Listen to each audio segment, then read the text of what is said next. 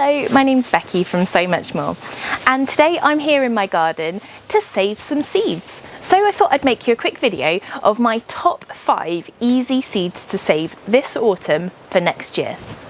Now, seed saving is a really powerful thing to do. Not only is it interesting, it also increases our understanding of what seeds actually are and how valuable they are as well. It's also a really good way of saving money and partaking in things that are really fun, like seed swaps with friends and within your community. So there are some really brilliant reasons to save seeds, and it's a lot easier than it looks as well. When we think about seeds, we tend to think about something that you can go into a shop and buy. And this is really such a shame because seeds are such a valuable resource. They shouldn't be treated like a commodity.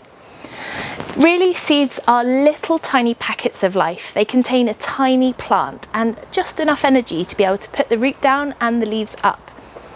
They really are an absolute miracle of nature, and they should be treated like that, particularly by us gardeners. Now, the majority of seeds are grown on seed farms, and frankly it's really difficult to find out what goes on these seed farms, but a lot of them, I imagine that the conditions are really closely monitored so that they can make sure that their seeds are being pollinated by the correct varieties and the products are coming out true to form. But this isn't particularly good for our environment, and if we're buying seeds, putting them in a cupboard, forgetting to use them, letting them go mouldy or anything like that, it really does seem like such a shame, especially when it's super easy to save your own. So without further ado, number 1 on my list of easy seeds to save is annual flowers. Now, you might not necessarily associate flowers with a vegetable patch. If you don't, I urge you to reconsider.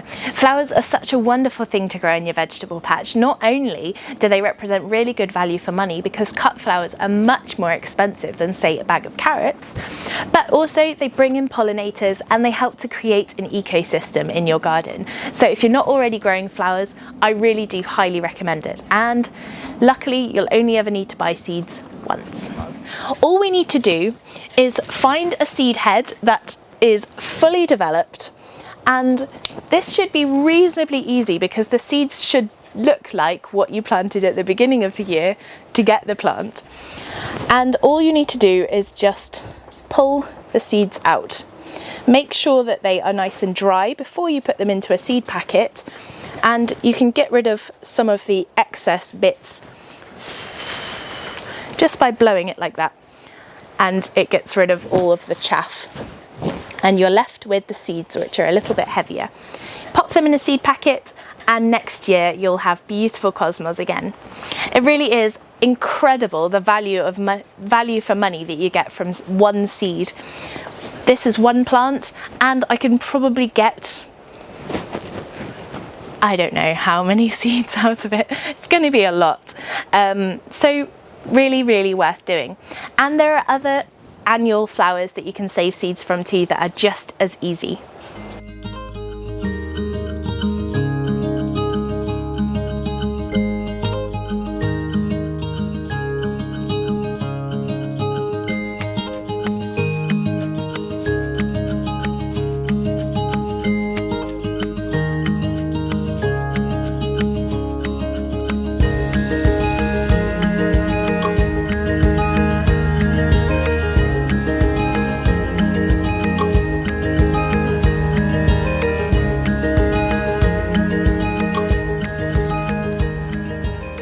Next on my list is beans, and beans really couldn't be any easier to save. These beans were grown from seeds that we saved last year, and they've produced some pretty funky colours. I'm not entirely sure of the variety, but that's part of the fun of it. All I'm going to do with saving bean seeds is literally open up the pod exactly the same as I would if I was harvesting the beans to cook. I just want to make sure that they're nice and dry on the plant first so that the beans are fully developed. And then I want to make sure that they are dry before I put them into a packet as well. So all I'm going to do is leave them on a bit of kitchen roll for a couple of days on a windowsill somewhere so that they can dry out. And then I'm going to put them into my packet. It's really important we don't have any moisture in seed packets because it can cause our seeds to rot away or even germinate.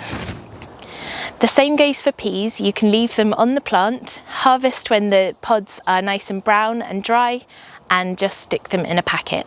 It is just important that you make sure that they're nice and dry.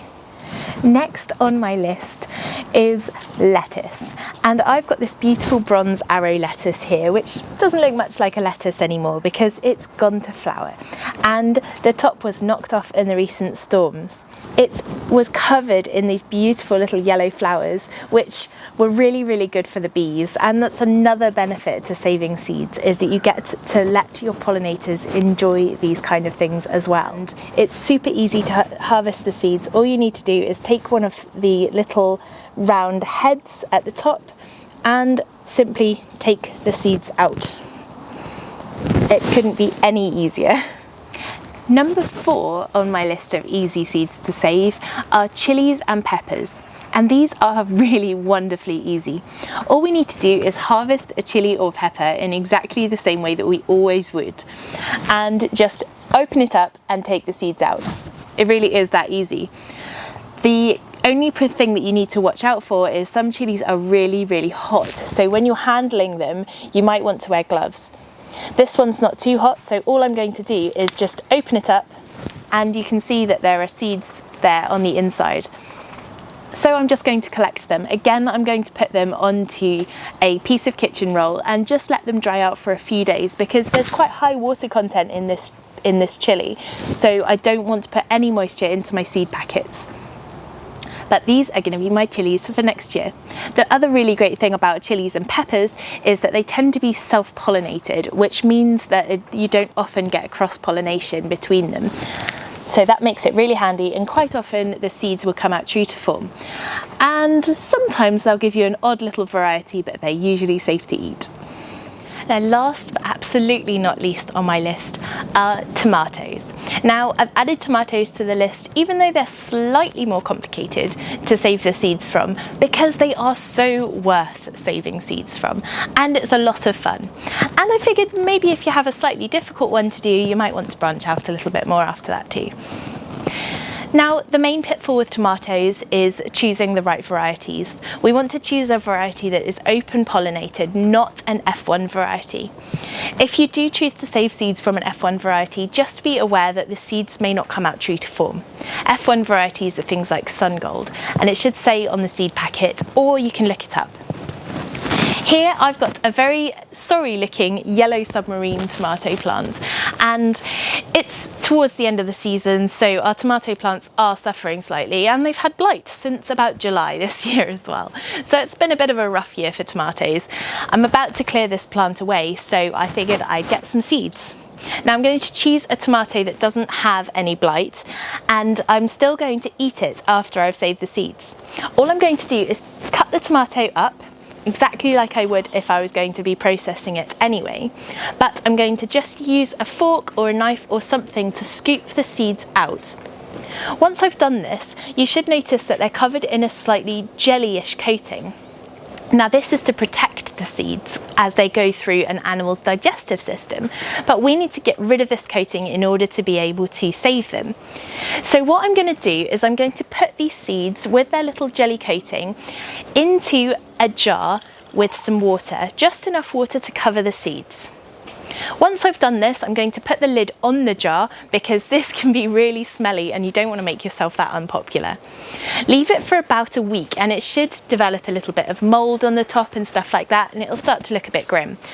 Once you've done that, rinse the seeds off, and you should find that the coating comes off really easily.